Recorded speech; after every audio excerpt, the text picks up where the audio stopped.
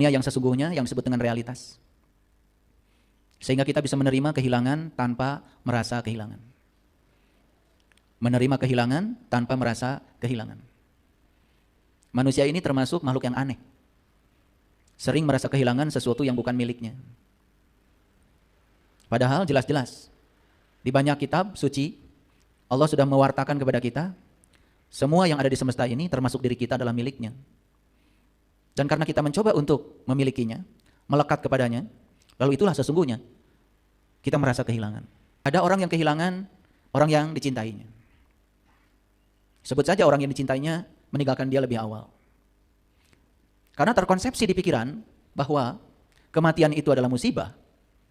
Lalu ketika ditinggalkan oleh orang yang dicintai itu, betul-betul dia menganggap itu adalah musibah. Terima kehilangan tanpa merasa kehilangan. Jadi semua di semesta ini akan datang dan pergi. Itu biasa. Karena perubahan itu bersifat abadi.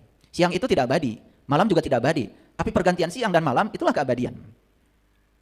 Jadi ketika kita malam, jangan lupa tidak akan bertahan lama karena besok siang akan datang. Ketika kita siang juga tidak akan bertahan lama karena malam akan datang. Kesiapan kita untuk menerima perubahan siang dan malam itu yang paling penting.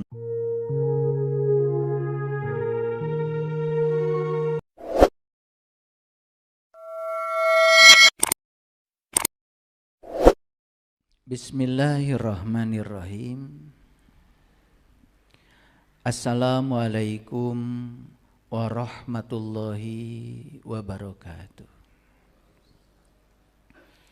Salam sejahtera untuk kita semua. Om Swastiastu, Namo Buddhaya, salam kebajikan, Sampurasun. Rahayu Sagung Dumadi. Semoga seluruh makhluk hidup di semesta ini, baik yang kelihatan maupun yang tidak kelihatan, di setiap ruang dan waktu, di semua tingkatan, senantiasa berbahagia dan bebas dari segala penderitaan. Semoga kita semua di sisa usia yang Allah titipkan kepada kita bisa menjadi sumber cinta, sumber sukacita, sumber kebahagiaan, sumber rahmat bagi seluruh makhluk di semesta ini, dimanapun mereka berada. Segala puji hanya milik Allah, Sang kehadiran, Sang keberadaan, yang sangat mengerti semua kebutuhan kita tanpa batas, yang selalu memilah dan memilih yang terbaik buat kita, walaupun tidak selalu sesuai dengan keinginan kita. Karena apa yang kita inginkan belum tentu yang terbaik bagi kita. Tetapi apa yang kita butuhkan pasti itu terbaik. Dan Allah Subhanahu wa taala, Sang pemilik semesta ini, selalu menuntun kita kepada yang kita butuhkan dan tidak selalu menuntun kita kepada yang kita inginkan. Demikianlah cinta kasihnya yang tanpa batas.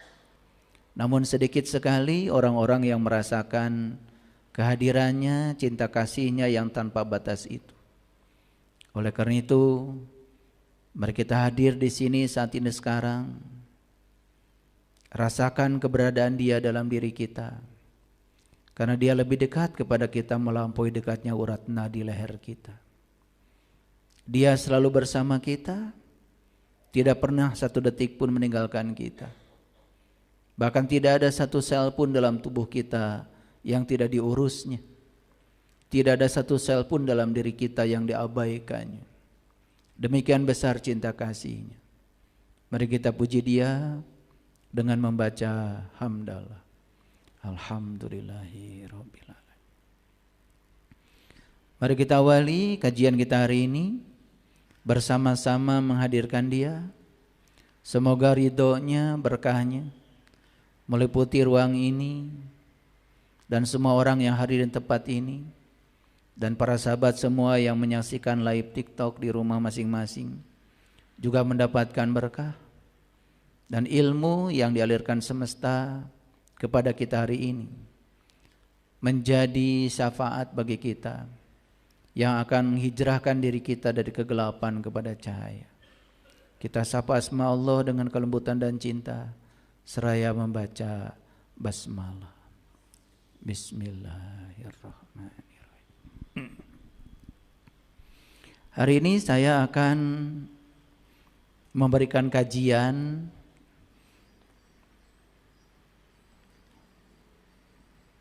dan kajian ini sangat dekat dengan kehidupan kita.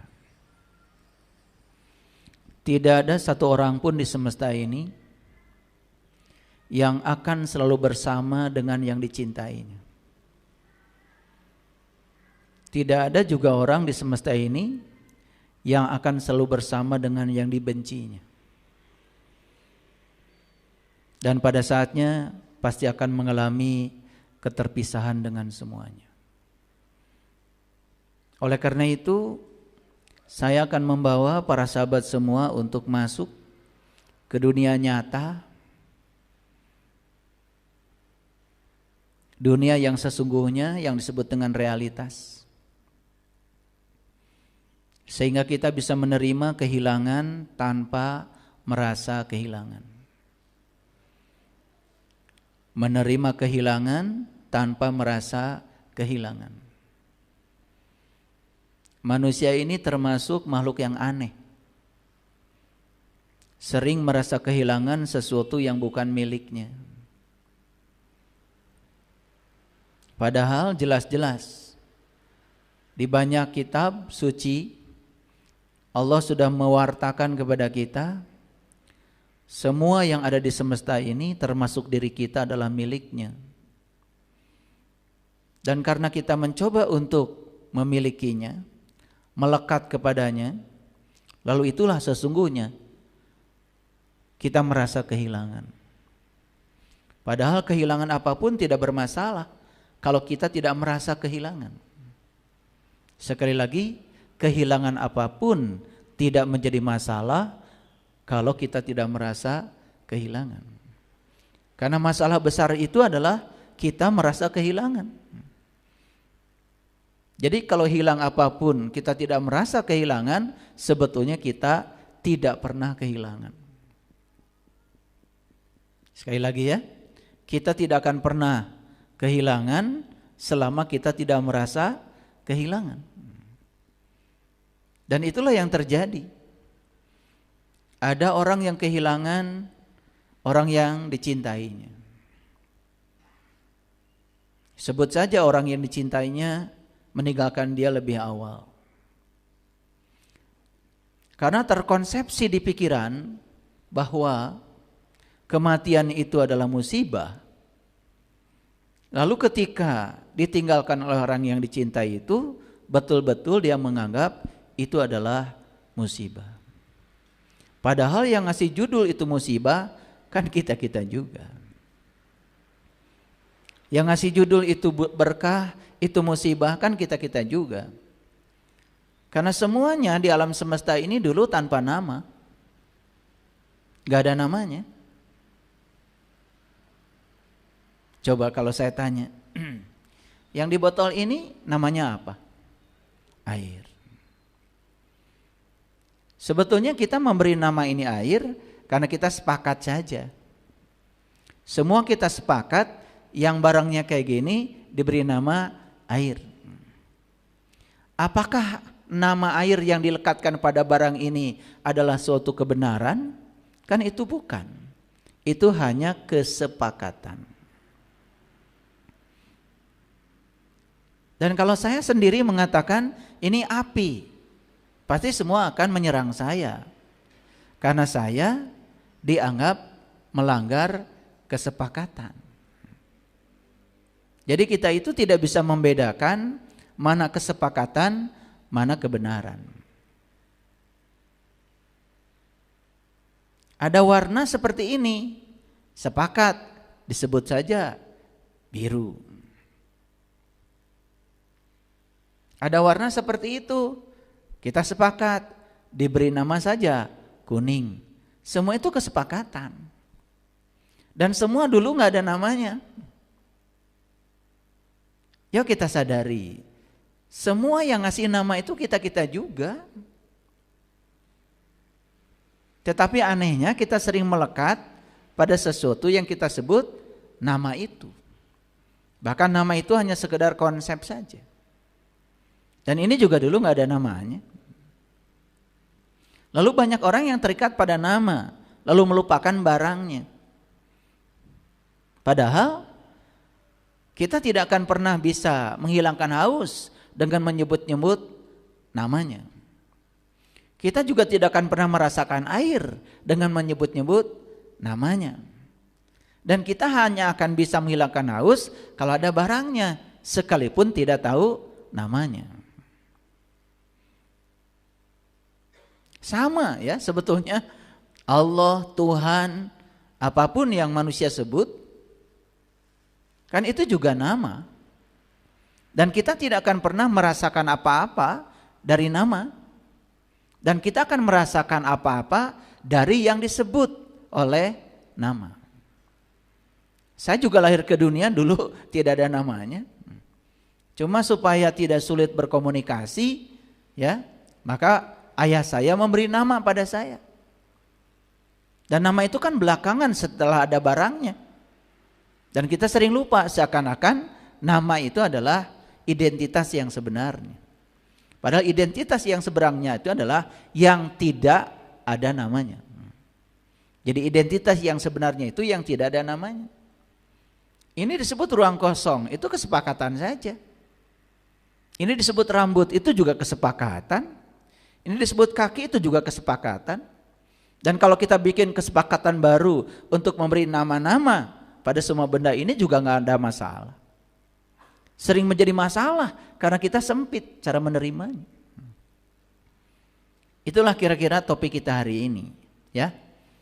Menerima kehilangan tanpa merasa kehilangan. Jadi semua di semesta ini akan datang dan pergi, itu biasa. Karena perubahan itu bersifat abadi. Siang itu tidak abadi, malam juga tidak abadi. Tapi pergantian siang dan malam itulah keabadian. Jadi ketika kita malam, jangan lupa tidak akan bertahan lama karena besok siang akan datang. Ketika kita siang juga tidak akan bertahan lama karena malam akan datang.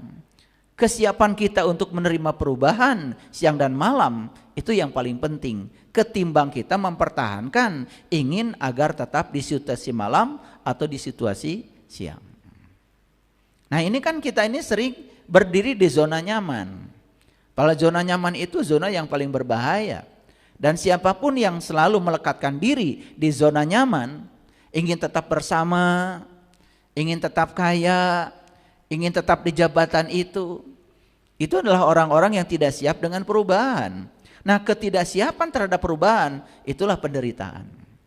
Jadi sebetulnya kita tidak pernah menderita oleh perubahan, tapi kita menderita oleh ketidaksiapan kita untuk menjalani perubahan.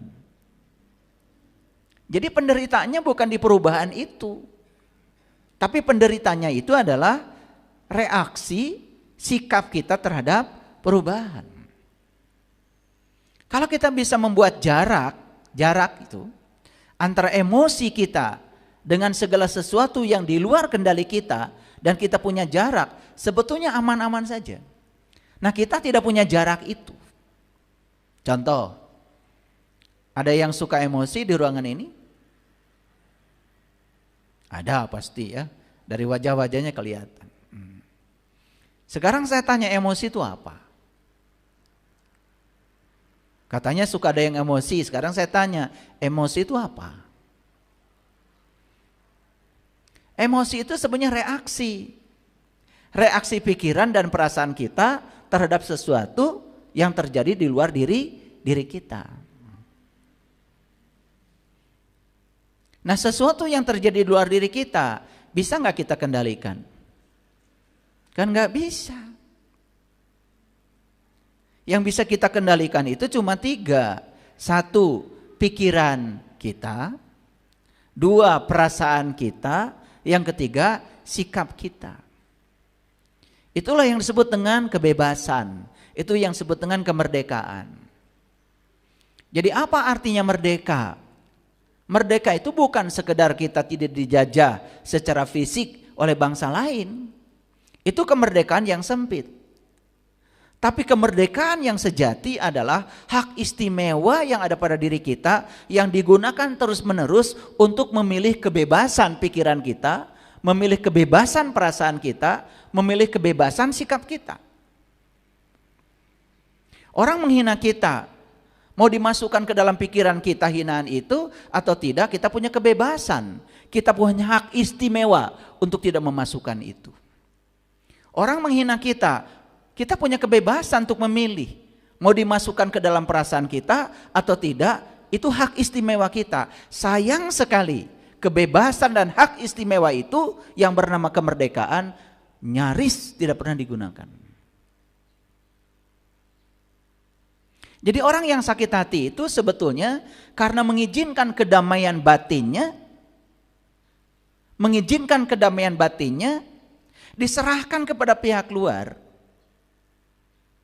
Jadi ketika orang menghina kita dan kita merasa terhina, sebetulnya kedamaian batin kita itu sedang diserahkan kepada pihak lain, sehingga orang yang menghina itu, si penghina itu menjadi semakin kuat dan dia merasa berhasil mengalahkan kita. Padahal kalau kita tetap mempertahankan garis pertahanan kita dan kita tidak jebol garis pertahanan, dan saya punya kuasa untuk mengendalikan pikiran saya punya kuasa untuk mengendalikan perasaan saya punya kuasa untuk mengendalikan sikap saya, dan semua itu adalah kebebasan untuk memilih ada pada diri saya. Sebetulnya kalau pertahanan itu selalu dijaga, gak ada masalah. Sekacau apapun situasi di luar, kalau kitanya tidak mengizinkan untuk larut dalam kekacauan itu, gak ada masalah. Apa boleh ketika saya bereaksi negatif terhadap situasi di luar yang memancing diri saya? Boleh, saya izinkan. Tetapi cukup sesaat saja. Dan selanjutnya jangan mengizinkan emosi kita tenggelam dalam situasi itu. Itu yang tidak boleh. Itu neraka itu. Itu penderitaan bagi kita. Tapi kalau kita keburu menarik diri, buat apa saya larut dalam situasi itu? Saya malah kok jadi ikut bodoh. Saya terpancing dengan situasi di luar.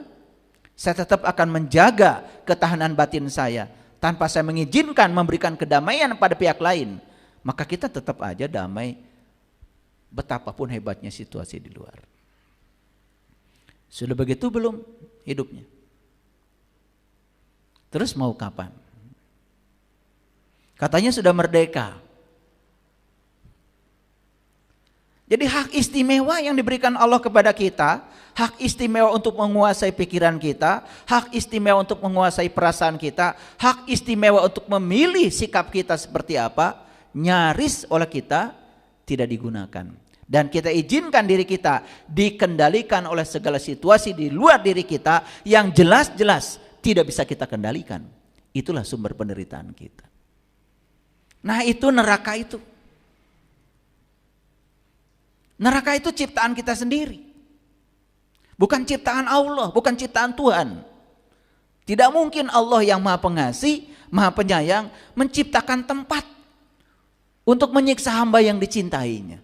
Karena Dia Maha Pengasih, Dia Maha Penyayang. Tolong pahami itu. Paradigma yang mengakar di dalam diri kita. Allah itu akan baik kepada kita kalau kita baik kepadanya. Allah itu akan mengazab kita kalau kita tidak baik kepadanya. Paradigma tentang Allah yang semacam itu sudah usang dan harus ditinggalkan. Kita mau baik kepada Allah, kita tidak baik kepada Allah, Allah akan tetap baik kepada kita. Karena Dia Maha Pengasih, Dia Maha Penyayang.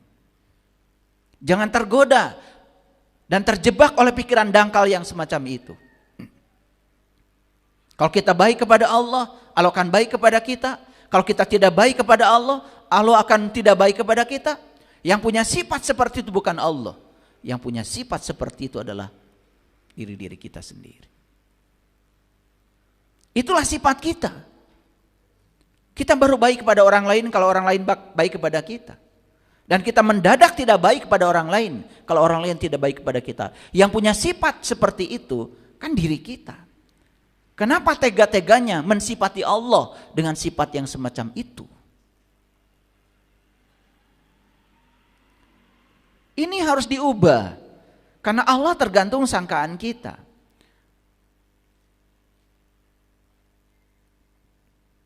Baik. Bagaimana kita bisa menerima kehilangan tanpa merasa kehilangan? Kehilangan itu hukum alam. Tidak ada yang abadi. Semua akan datang dan pergi. Maka siapkan diri kita untuk kehilangan. Tetapi kita tidak merasa kehilangan. Bagaimana caranya? Sekarang kita akan masuk sedikit ke dalam. Sekali lagi, ini adalah kajian kesadaran. Saya bukan ahli agama, saya bukan kiai, saya bukan ustadz, saya bukan guru. Saya hanya orang biasa yang ingin berbagi pengalaman saja. Saya seorang penyelam. Kenapa saya suka menyelam? Karena saya hobi menyelam. Menyelam pada kedalaman. Semoga di kiri kanan saya ada sedikit mutiara hasil selam saya yang bisa dibagikan untuk Bapak Ibu sekalian. Pengalaman nyata yang terjadi dalam hidup saya. Saya tidak berbakat cerita teori, apalagi menceritakan orang lain. Saya hanya punya kemampuan menceritakan apa yang saya alami, yang saya rasakan, dan itu yang membangun pemahaman saya. Karena sudah ada batasan dalam Al-Quran. Siapapun orang yang mengaku orang beriman tidak boleh menyampaikan sesuatu pada orang lain yang tidak dialaminya, yang tidak dirasakannya, yang tidak bisa membuktikannya. Apalagi cuma teori-teori bodong yang katanya. Semua katanya dikatakan lagi. Kalau diulang-ulang walaupun itu kebohongan, lama-kelamaan dianggap kebenaran. Karena keyakinan itu definisinya adalah pikiran yang diulang-ulang. Pikiran yang direpetisi. Semua pikiran yang diulang-ulang, saking sering diulang-ulang, lama-kelamaan dianggap sebagai keyakinan. Coba kasihlah pada pikiran kita. Kalau saya kena AC, saya masuk angin. Sekali. Tapi berikutnya, kalau saya kena AC, saya masuk angin. 2 kali. Berikutnya, kalau saya kena AC, saya masuk angin. Diulang-ulang tuh ke dalam pikiran. Lama-kelamaan oleh pikiran dianggap menjadi belief system, menjadi keyakinan. Kalau sudah jadi keyakinan, tiap ada AC, masuk angin. Padahal orang lain juga kena AC, tidak masuk angin, karena orang lain tidak punya pikiran yang sama. Jadi kenapa angin masuk dari AC? Karena pikiranmu, orang lain gak masuk kok. Kalau AC menyebabkan masuk angin, semua orang yang kena AC harusnya masuk angin. Kenyataannya tidak semua orang kena AC masuk angin. Hanya orang yang berpikiran kalau ada AC masuk angin. Karena itu sudah menjadi keyakinan. Makanya hukumnya sederhana. Segala sesuatu ya yang dipikirkan dan dirasa nyata, hati-hati akan menjadi kenyataan. Ulangi ya. Segala sesuatu yang dipikirkan dan dirasakan sebagai nyata, lama-kelamaan akan menjadi kenyataan. Jadi semua kenyataan hidup yang kita alami saat ini, jangan-jangan itu adalah belief system kita. Itu keyakinan yang dibangun oleh pikiran yang berulang-ulang. Cuma kita tidak pernah jujur. Karena belajar hidupnya dangkal. Yang paling gampang kan nyalahin Allah. Masuk angin aja nyalahin Allah. Betul nggak? Iya. Yang paling gampang ya nyalahin Allah. Sakit dari Allah. Cancer dari Allah. Darah tinggi dari Allah. Stroke dari Allah. Tempuhkeun we sadayana ka Allah. Beres. Tapi semakin kita menyangka Allah sebagai sumber kekuatan-kekuatan negatif, maka Allah bilang, aku tergantung sangkaan kamu. Itu yang akan kamu panen berulang-ulang. Like attracts like. Yang negatif akan datang berulang-ulang. Kesulitan datang silih berganti. Tidak ada jeda. Dan kita menganggap seakan-akan itu semua dari Tuhan. Tuhan itu adalah sumber kekuatan positif. Allah itu sumber kekuatan positif. Dan semua sumber-sumber kekuatan negatif berasal dari ketiadaan Allah dalam diri kita. Itu yang harus dipahami oleh kita. Yuk kita masuk sedikit pada ayat ini. Ini Quran surat An-Nisa. Biasanya ayat di akhir ya, ini di awal. Nongolnya di awal. Quran surat An-Nisa, surat keempat ayat 131. Allah mengatakan walillahi ma fis samawati wa ma fil ard. Dan kepunyaan Allah lah apa yang di langit dan apa yang ada di bumi. Sekarang saya mau bertanya, kita ada di mana? Kita ada di bumi, betul? Ya. Tempat kita berpijak ini namanya bumi. Itu secara syar'i. Tapi sebetulnya istilah langit dan bumi itu secara hakikat, ya, tidak dibatasi oleh itu. Makanya ada bumi besar, ada bumi kecil. Ada alam makrokosmos, ada alam mikrokosmos. Sebetulnya tubuh kita ini adalah alam. Disebut alam mikrokosmos. Karena segala yang ada di bumi besar ada di sini. Di sana ada air, di sini ada air, di sana ada api, di sini ada api, di sana ada udara, di sini ada udara. Di sana ada ruang kosong, di sini juga ada ruang kosong. Bahkan atom-atom yang membentuk tubuh kita ini 99,99% itu ruang kosong. Kita aja melihat seakan-akan tubuh ini padat. Padahal dari sisi atomik, sisi mikro, sebenarnya tubuh kita ini 99,99% itu ruang kosong. Di alam sana ada gunung, di sini juga ada gunung. Di alam sana ada matahari, di sini ada matahari. Di sana ada bulan, di sini ada bulan. Di sana ada bintang, di sini ada bintang. Cuman kita belum membuktikannya aja, karena tidak mau tahu. Makanya kata Allah, wattaqullaha wa yu'allimukumullah. Bertakwalah kepada Allah, maka Allah akan mengajarkan apa yang kamu tidak tahu. Jadi kalau ingin jadi orang pintar dan diajarkan yang kita tidak tahu hari ini, kata Allah cuma satu suruhnya, wattaqullah wa yu'allimukumullah. Bertakwalah kepada Allah, Allah akan mengajarkan apa yang kamu tidak tahu. Dipertegas oleh Nabi Muhammad dalam sebuah hadis, amalkan saja ilmu yang kamu tahu, maka Allah akan mengajarkan apa yang kamu tidak tahu. Jadi kalau kita ingin banyak ilmu, sederhana, ilmu yang sudah ada amalkan. Lewat pengalaman ilmu yang ada itulah kita akan diajarkan apa yang belum kita tahu. Apa takwa itu? Kita memahami kalimat takwa pun selama ini nggak jelas. Makanya untuk memahami kalimat takwa di Quran, lihat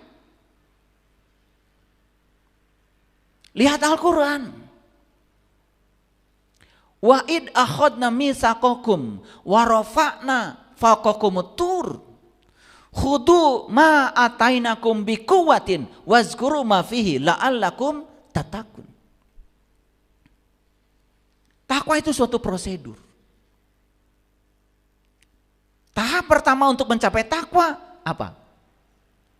Wa id akhadna mitsaqakum. Kamu harus melakukan komitmen pada dirimu sendiri.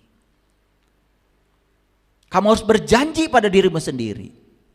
Berjanji untuk apa? Berjanji untuk melakukan perubahan. Dan tepati janjimu.